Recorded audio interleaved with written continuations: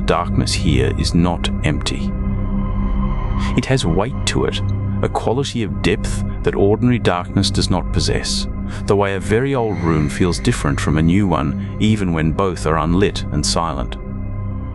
At this distance, many thousands of Schwarzschild radii out, far enough that the gravity is no more insistent than the gravity of any large and distant thing. The black hole announces itself not through force, but through light. Through the light it is gathered. Through the light it is organized into a slow, enormous wheel that hangs against the dark like an ember that has been burning for a very long time. The accretion disk is the first thing that resolves into clarity, and it does so gradually, the way a fog lifts, not all at once but in layers, the nearest layer clearing before the next, each stage of clarity revealing something that requires a moment to absorb before the eye is ready to look further. At this remove, the disk appears as a ring of warm color, amber at its cooler outer edges, shading inward through orange and a deeper, angrier red, and somewhere in the inner regions, where the gas moves fastest and compresses most violently against itself, a brightness that is almost white but never quite, always retaining some undertone of heat, some memory of the red it came from. It is the color of a coal fire seen through a window from across a street, distant enough to be beautiful, close enough to be legible. The disk does not flash or pulse. It is not dramatic in its motion, not at this scale and from this vantage. It turns the way very large things turn, with a steadiness that makes the word slow feel inadequate, because slow implies that faster is the default, and this is a deviation from it, when in fact the disk's motion feels like the correct speed for something of its size and age. The way a glacier moves at exactly the right pace for a glacier, unhurried in a way that is structural rather than lazy. Gas and dust and the remnants of stars that wandered too close have been spiraling inward for millions of years, and the outermost edges of the disk still retain something of that patience, that long-practiced inward lean, the almost imperceptible drift toward the center that will, eventually, become something less gentle. Against this soft and enormous glow, the darkness at the center of the disk is visible even from here. It is not a hole in the conventional sense, not a gap or a puncture, but a region where light simply does not return. A circle of perfect absence set within the luminous ring, like the dark center of an eye. The eye comparison is an old one and perhaps overused, but it persists because it is accurate in a specific way. There is something in the proportion of dark center to luminous surround that mirrors the geometry of something watched and watching, something that has presence without surface, depth without bottom. From this distance, the dark region is small. It will grow. The star field behind and around all of this is where the first strangeness becomes apparent, and it is a quiet strangeness, the kind that takes a moment to name. The stars nearest to the black hole's silhouette. Those that would, if light traveled in perfect straight lines, appear to be positioned just at the edge of the disk, and not quite where geometry would predict them to be. They are shifted, bent slightly inward, pulled a fraction of a degree off the positions they would occupy in undistorted space. It is a subtle effect at this distance, nothing more than a vague sense that the star field close to the disk is slightly denser than it should be, that a few more stars than expected seem to cluster in that region, which is not because they are there, but because their light has been steered there, redirected along the curves of warped space-time, the way a stream is redirected by a stone, not stopped, just turned, arriving somewhere other than a straight path would have brought it. This bending of light is not a trick. It is not an optical illusion in any pejorative sense. It is simply what light does when the space it travels through is not flat, when mass has pressed a curvature into the fabric that light, traveling always at the same speed and always along the most direct available path, cannot help but follow.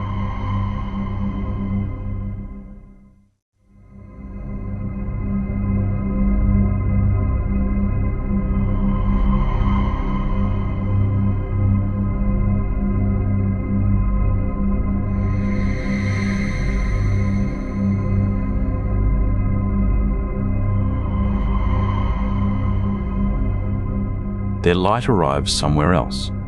Both things are true at once, and the slight clustering of starlight near the disk's edge is the evidence of this, the visible signature of a geometry that is operating correctly, perfectly, exactly as it should.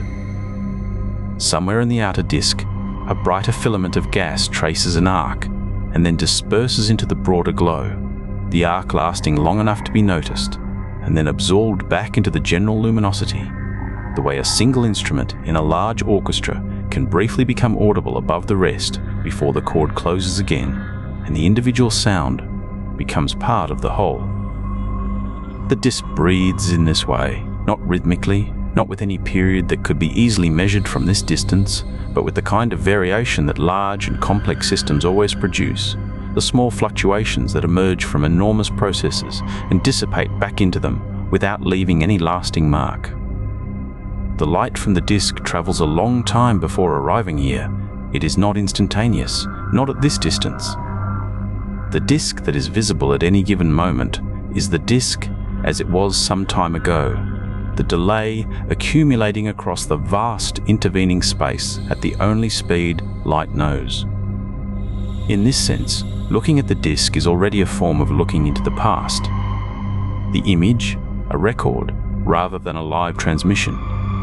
The glow that illuminates the surrounding darkness having left its source before arriving here, carrying its information across the emptiness with patience and without effort, as light always does, indifferent to the distance and to the time the crossing takes.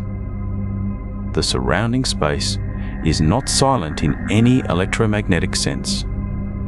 The disk radiates across a broad spectrum, and some of that radiation arrives here as something that could be felt rather than seen, a warmth that is too diffuse and too distributed to be called heat in any ordinary way, but that registers nonetheless the faint and pervasive presence of something enormously energetic at a comfortable remove. It is the warmth of a very large fire seen from very far away, present, real, physically verifiable, and entirely comfortable. There is no danger here, no urgency, no force pressing toward or away. The gravity at this distance is a gentle thing, a slow suggestion, a drift so gradual that it barely constitutes a direction at all. And yet it is there. The drift is there. The suggestion accumulates over time, as suggestions do when nothing interrupts them, and the distance between this vantage and the glowing wheel at the center of everything slowly, without announcement, begins to decrease. The disk grows in a way that has more to do with patience than with speed. What was a warm smear in the dark resolves gradually into structure, into layers and gradients, into a thing with depth and motion and an internal life that only becomes visible at closer range. The outermost edges are cooler, their glow, a deep red that barely distinguishes itself from the surrounding dark, like embers at the rim of a fire that has been burning for a very long time. Moving inward from that red, the color shifts through orange and into something closer to gold, and then into a pale, fierce white at the innermost edge where material crowds closest to the darkness at the center and moves at velocities that produce an almost blue-white brightness, the light there carrying more energy than the eye would naturally seek out. But the eye, or whatever awareness stands in for it here, does not flinch. The brightness is far enough away to remain beautiful rather than blinding, and the progression of colors from edge to center is a slow, continuous thing, more like a gradient found in a mineral cross-section than anything combustive. The disk is not flat in the way a table is flat. It has a thickness that becomes apparent as the angle of approach reveals itself, and in certain places it billows upward and downward, in slow, enormous undulations, the whole structure breathing with a rhythm measured in thousands of years rather than seconds. Threads of brighter material wind through it in long, curving streams, following paths determined by magnetic forces too large and complex to trace from any single position. And where these streams meet denser regions of the disk, the collision produces bright knots that persist for what would be a long time by any terrestrial measure before dissolving back into the general flow. The whole structure rotates, though the rotation is only perceptible across great distances. A slow turn, a patient revolution, the outer portions trailing behind the inner ones, in a differential that produces a shear so gradual it is almost restful to contemplate. The darkness beneath the disk is different from the darkness of open space. It has a quality of being illuminated from above and therefore defined, a darkness that is understood rather than simply present. The light from the disk falls downward into it, the way light falls through shallow water onto a riverbed and where the disk arcs overhead. For the drift has now progressed far enough that overhead becomes a meaningful direction. It casts the surrounding region in a warm, diffuse glow that makes the space immediately below feel sheltered and close, despite being unenclosed by anything physical. It is the quality of light in a room with a banked fire. The light that exists not to illuminate anything specific, but simply to be present, to fill the air with warmth and the suggestion of color. The star field has been changing. It has been changing for some time, gradually enough that the change did not announce itself, but was simply noticed at some point. An awareness that the stars visible in the direction of the disk are not quite where they should be, that the pattern of familiar arrangements has been quietly, continuously rearranged.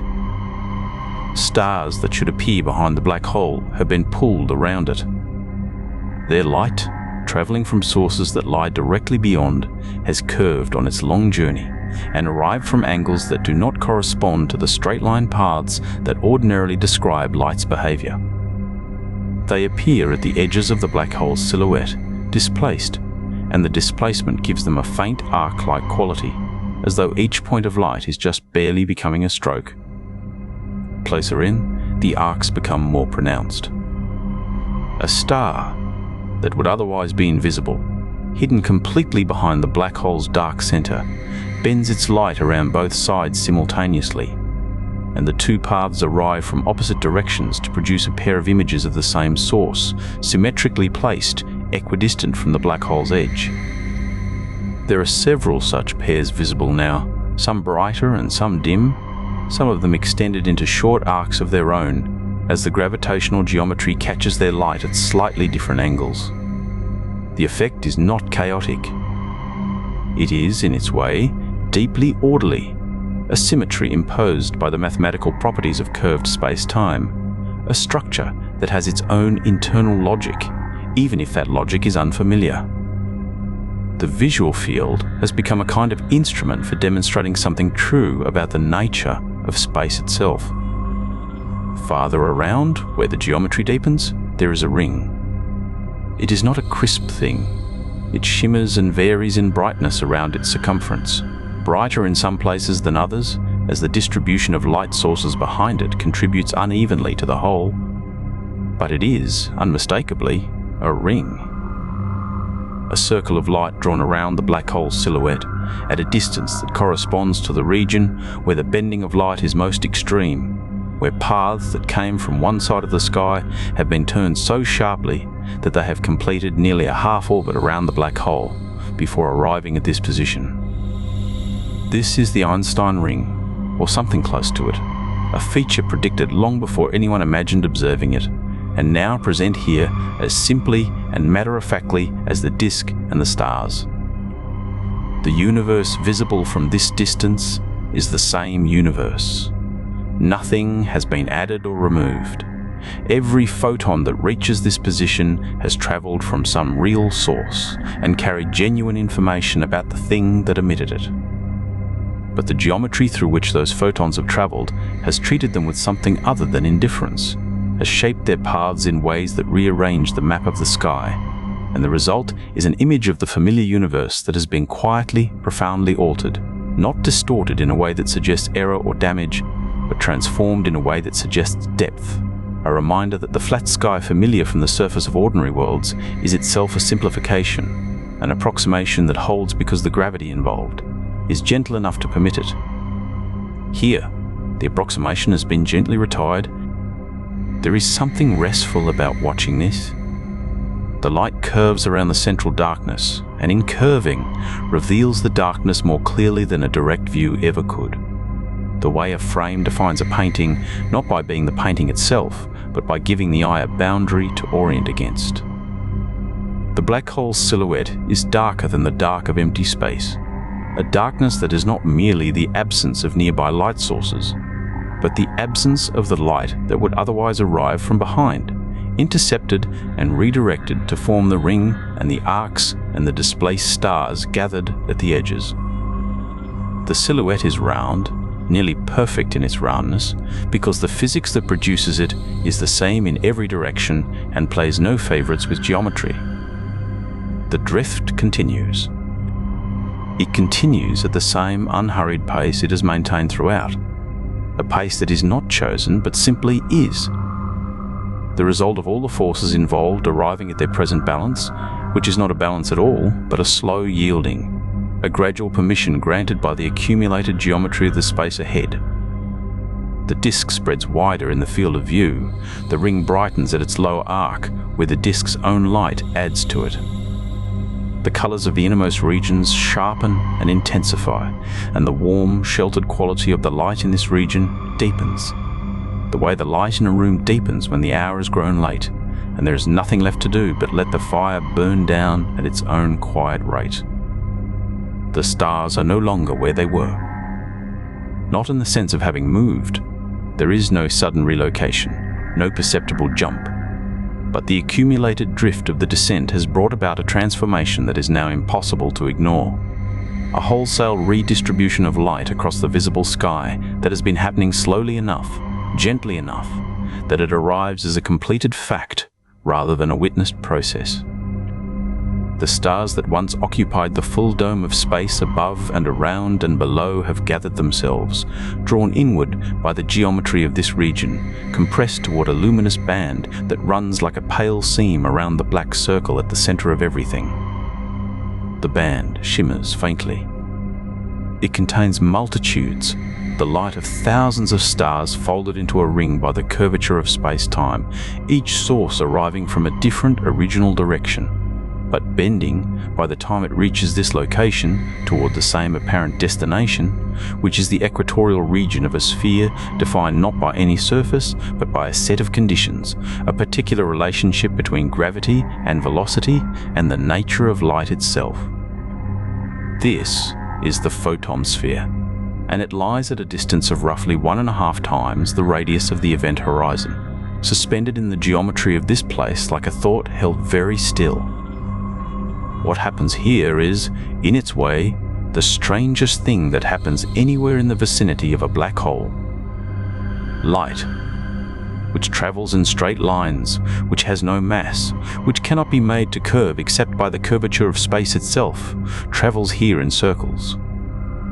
A beam sent outward at exactly the right angle would orbit indefinitely, looping around the black hole's equator without ever escaping, without ever falling inward, traveling at full speed in a closed path that accomplishes nothing but its own repetition. The photon sphere is not a surface that can be touched or landed upon. It has no material reality. It is a condition, a set of coordinates where the universe's geometry has achieved a very particular and temporary feeling equilibrium between two competing tendencies, the tendency of light to travel outward and the tendency of space to curve it back. The equilibrium is unstable. Any beam that strays slightly outward will eventually escape. Any beam that strays slightly inward will not. But it exists, and its existence means that light caught in it would orbit forever, carrying its information in a closed loop, never delivering it anywhere. There is something meditative about this, about the idea of light that has been traveling for perhaps billions of years, arriving at this location and simply continuing to circle. Its journey neither ended nor accomplished, but transformed into a kind of permanence, a revolution without destination.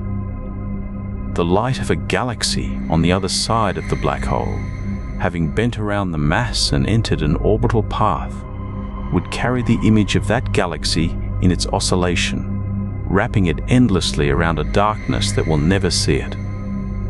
The universe, in this place, reflects itself back on itself, without ever quite making contact. The band of compressed starlight that marks the Photon Sphere's location glows with a quality that is different from the glow of the accretion disk below it. The disk's light is warm and moving, tinged with the orange and gold of heated matter, restless with the slow turbulence of gas in motion. The band of lens starlight above is cooler and stiller, a white-blue shimmer that holds its shape even as it contains within it the folded images of entire regions of the sky. Stars that are actually positioned behind the black hole, to the left of it, to the right of it, their light bent through such steep curves that it arrives appearing to come from the same narrow ring. A careful observation of the band would reveal that it contains, nested within itself, multiple images of the same stars, a first image from light that bent once around the black hole, and a second from light that bent twice, and a third from light that completed nearly 3 full circuits before escaping outward, each successive image dimmer and more compressed, stacked within the band like the fainter echoes of a sound, in a very large room. The black circle at the center has grown. It occupies more of the sky now than the sun does, as seen from a planet orbiting at a comfortable distance, more than could be covered by an outstretched hand, a vast and absolute absence against which the glowing band appears almost delicate, almost fragile, a garland draped around something that does not acknowledge it. The silhouette is not entirely uniform at its edge. The light from the inner accretion disk bends up and over the top of the black hole, arriving from above and contributing a faint brightening to the uppermost rim of the shadow, so that the boundary between the black and the luminous has a quality of gradation, a soft uncertainty, rather than a clean line. The shadow is not a surface. There is no surface.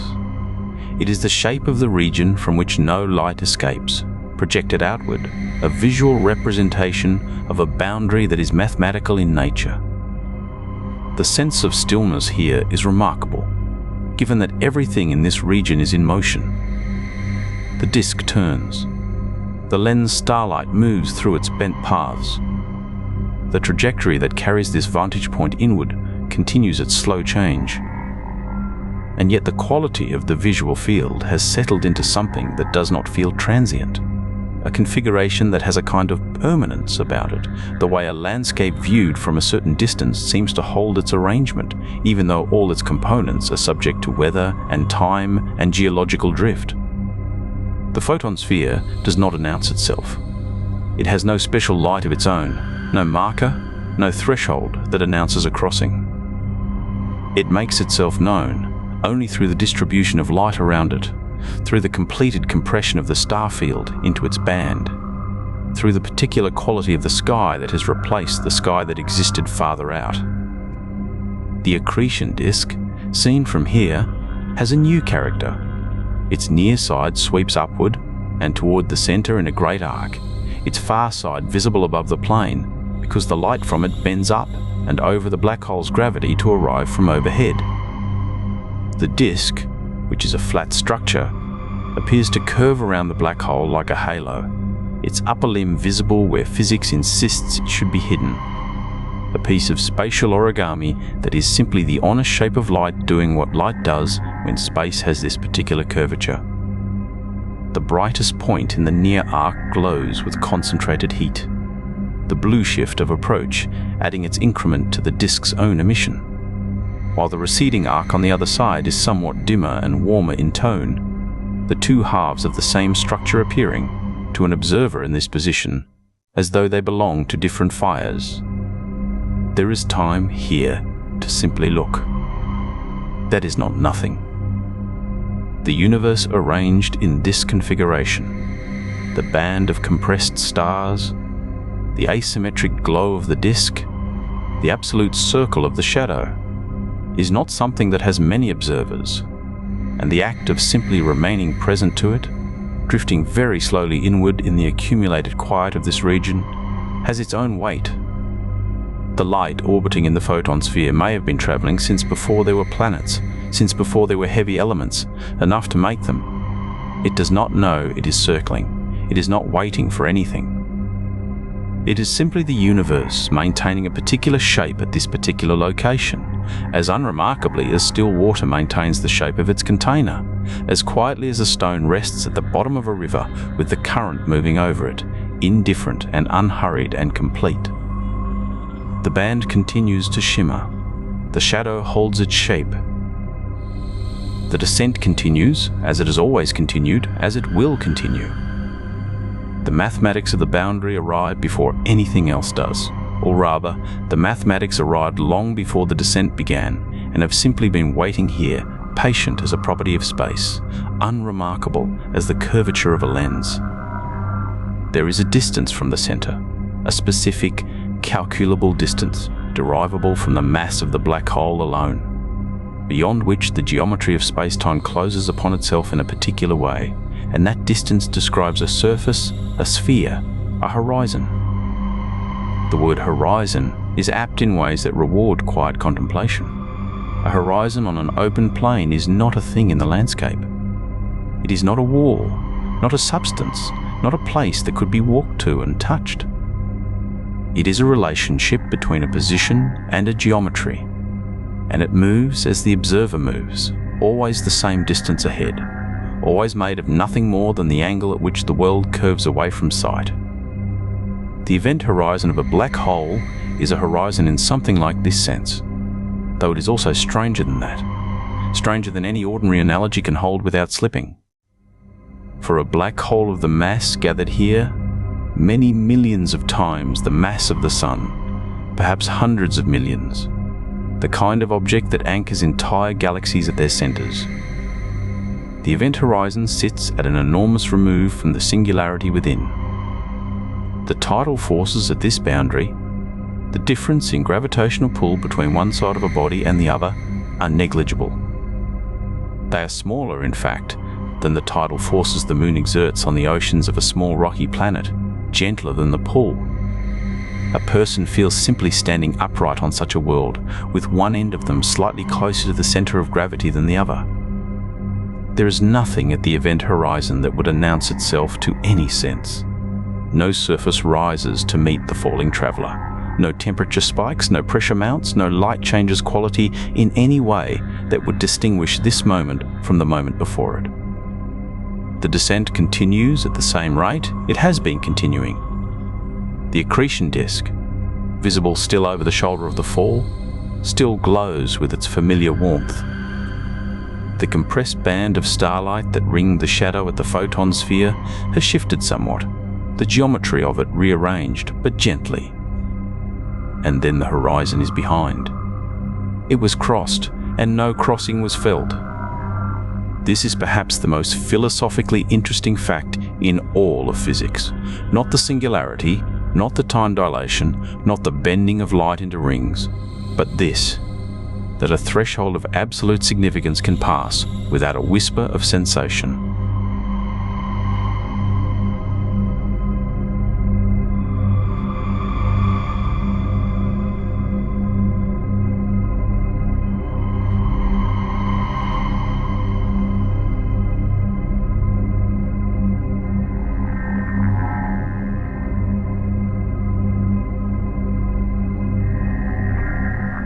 It is not a convenience of calculation, not an approximation, not a simplification introduced for the purposes of explanation. The matter and the energy that fall through it are genuinely, permanently separated from the rest of the universe in a way that admits no exception, no revision. Whatever falls through will never return. The causal structure of space-time has reorganized itself around the descent, and every possible future trajectory now leads inward, toward the center, as inevitably as a river eventually reaches the sea. These are not small facts. They are among the most total and irreversible arrangements the universe is capable of producing. And yet none of this left a mark on the moment of crossing.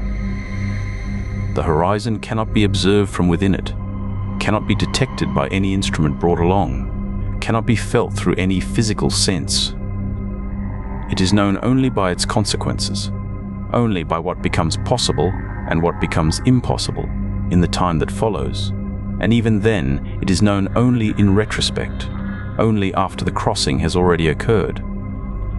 There is something in this that resists ordinary intuition in a way that is not frightening, but simply vast, the way certain ideas in mathematics are vast, the way the actual distance between stars is vast. Not threatening, just beyond the ordinary scale on which the mind has learned to operate. The descent has become, in this region, entirely its own context. The outside universe is still visible, still luminous in the way that bent light carries information from very far away, but it has begun to behave differently, as though seen through a closing aperture, a slow tightening of the available geometry overhead. This is not yet dramatic. It is gradual. The way weather changes, the way the quality of afternoon light shifts toward evening, without any single moment, that can be called the transition. The accretion disk continues its patient rotation somewhere in the visible hemisphere of what remains accessible. Its light arrives from a universe that is still going on, still conducting its business of star formation and planetary drift and the slow migration of galaxies across the large-scale structure of space. The threshold, already behind now, already receding in the only direction anything can recede here, which is to say, upward, outward, away from the center, but in a direction that nothing can travel, carries with it a kind of philosophical weight that has nothing to do with sensation and everything to do with the nature of what boundaries are. Most boundaries in ordinary experience are crossings that can be uncrossed. A room can be entered and exited. A border can be approached and retreated from. Even most physical thresholds, the edge of a planet's atmosphere, the boundary of a magnetic field, the point at which water becomes ice, are crossings that admit of reversal under the right conditions, at the right temperatures, with the right forces applied. The event horizon admits of no reversal, not because of any force that holds the fallen object in place, but because the geometry of space-time itself has reorganized in such a way that inward is simply what the future looks like from here. The fallen object does not feel trapped. There is nothing pulling it down in any way that feels like falling. The sensation, if there were a sensation, would be of continuing, of simply persisting in a direction that was already the direction of travel. The quiet here has a different quality than the quiet outside, though the difference cannot be measured, only noted, the way the quiet of a room where something significant has happened feels different from the quiet of an empty hallway, even when both are equally still. The mathematics have changed. The future has a different shape. And the descent continues as it has continued, as it will continue, with all the unhurried ease of a thing that has never been in any particular hurry, moving through a region of space that is now entirely its own, bounded from the rest of the universe by a line that felt like nothing. That was everything that passed in the time it takes for one ordinary moment to become the next. What changes first is not sensation, but proportion. The window of the outside universe, which had been the whole of the sky for all of the long drift inward, has begun to gather itself into a smaller compass overhead, drawing the stars and the distant smear of galaxies upward and inward, the way rain on a windshield draws itself toward the edges before running off. The light still arrives. It will arrive for a long while yet. But the geometry through which it travels has altered in the way that the acoustics of a room alter when its walls are moved closer together, everything arriving from a slightly different angle, slightly more compressed, the sky becoming a pool of brightness above, rather than a surrounding field, a circle of the known universe framed by the absolute dark of the singularity's gravity, doing its patient, irresistible work on every photon that ventures near. And within that shrinking circle, the universe has begun to move. This is the part that is difficult to hold in the mind without distortion, because the mind tends to reach for drama when confronted with it, tends to want the accelerating universe to feel urgent or vertiginous or strange, when in fact, what it most resembles is the slow realization, somewhere in the long process of falling asleep, that the sounds outside the window have been moving forward without waiting, that a car that seemed to be passing has already gone, that time out there has been continuing at its own pace, while the interior world has been growing slower and more self-contained. Stars in that bright circle above are moving through their long arcs of life with a swiftness they would not recognize in themselves. A star that was stable, burning steadily in the long middle age of its hydrogen, might, over the course of what feels like a quiet moment of observation, swell into something larger and more diffuse, orange light spreading outward where yellow had been, the star expanding in the unhurried way that a cloud expands, patiently becoming more of itself before it becomes something else. Other stars, smaller and cooler, simply continue their ancient burning, but even they seem to pulse with a slightly different rhythm now, as though the interval between their fluctuations has compressed, the way a piece of music heard from a great distance seems to lose the space between its notes. Galaxies at the edge of the visible circle turn. This is barely perceptible, the way the turning of the hour hand is barely perceptible, and yet across the long span of what is being witnessed from this interior position, the turn becomes legible. The spiral arms of distant galaxies completing something that ordinarily takes hundreds of millions of years in the time it takes to simply remain still and observe. The universe outside is performing its entire long catalogue of changes, and none of them carry any urgency. They are simply the world, doing what the world does, seen now from a vantage that has decoupled itself from the world's ordinary pace. The way a dreamer sometimes perceives the waking world as something still in progress, still available, still out there beyond the boundary of sleep, but no longer governing the interior experience, no longer setting the tempo. The aperture continues to narrow.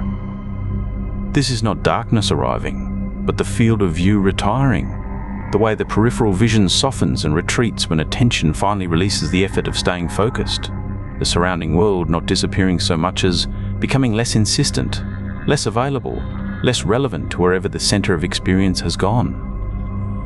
The circle of outside light is still there and still full of everything the universe contains, but it is smaller now, and the things within it are moving through their long evolutions with a speed that makes them feel, paradoxically, more peaceful rather than less.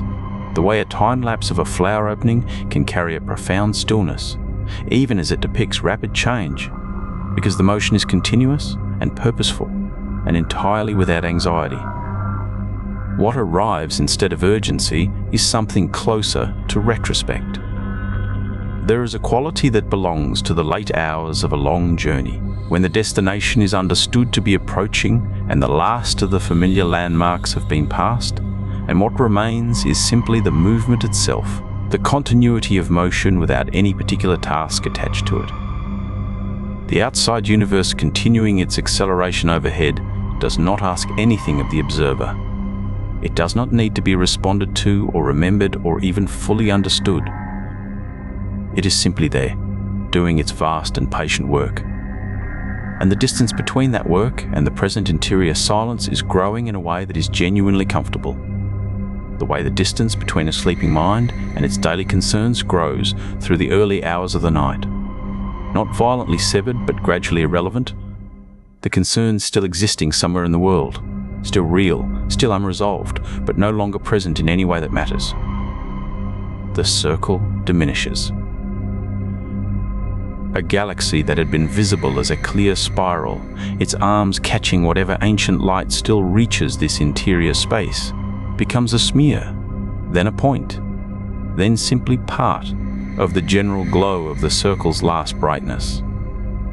The geometry of the descent has been bending all available light downward for some time now, and the upward window is closing the way a door closes when no one is pushing it, slowly, without drama, the latch not yet engaged but the opening growing narrower with each long, quiet moment. Through what remains of the aperture, the remaining visible stars pulse with their compressed rhythms. And somewhere in that small circle, the long life of the galaxy, the descent began from, is continuing, its stars burning and cooling and condensing, its arms turning their long spiral, its center doing what this center is doing, more quietly, at human scales, in ways that produce planets and weather and the particular quality of light on water in early morning. None of that requires witness now.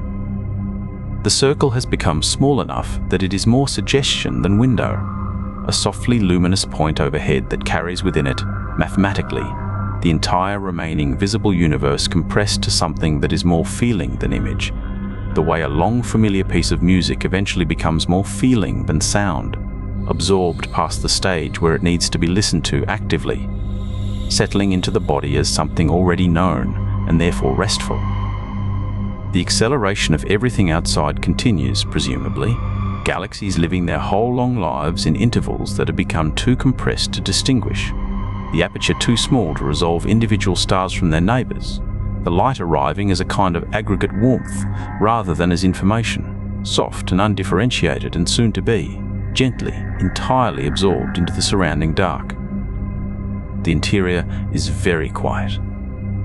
The descent continues, as it has always continued, but the quality of the continuation has changed in the way that the final stage of falling asleep changes, when the boundary between thinking and dreaming becomes porous, when the thoughts that arrive begin to arrive already partially dissolved, already soft at their edges, belonging equally to both states, and the effort of tracking them, or holding them, or taking them anywhere in particular has simply, without announcement, been released.